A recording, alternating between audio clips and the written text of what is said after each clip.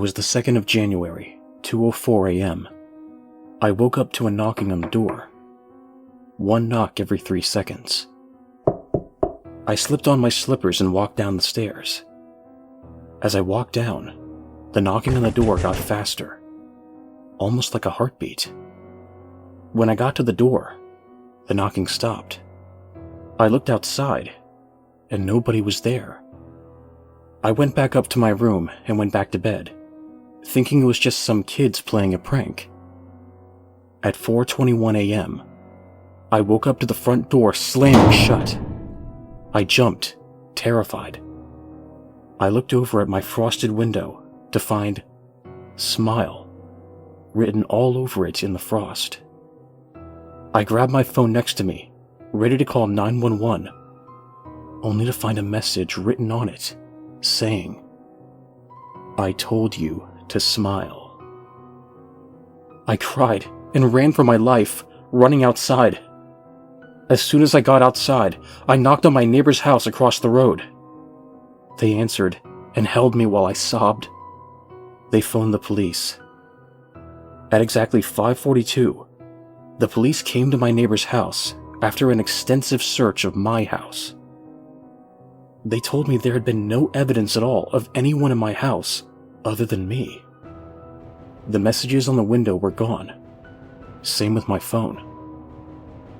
They told me to get some sleep and advised me to see a doctor about stress and anxiety problems. Fuck that. I knew what happened to me was real. The following evening, after spending the day with my neighbors, I went home. I went up to my bedroom and set up a camera. It was aimed at my bedroom door and my bed. I set it to record and went to sleep. Thankfully, I slept through the night. However, as I watched the footage, I couldn't believe what I saw. At 3 a.m, something crawled out from under my bed. It was a completely naked, anorexic man. He stood up and looked at me on the bed. He did so for another hour, not moving at all. Then he moved.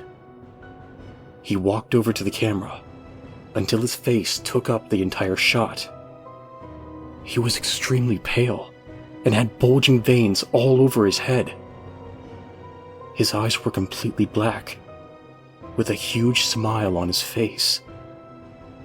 He stared at the camera for another 2 hours, not blinking, just slightly twisting his head every now and again. After 2 hours of him staring went past, he walked back over to my bed and crawled back under. I skipped the video forward until it showed me getting up and walking over to the camera. The video finished. I was frozen with fear. But then I realized something that was far more terrifying. The video showed him going back under, but not leaving. Whatever it was still there.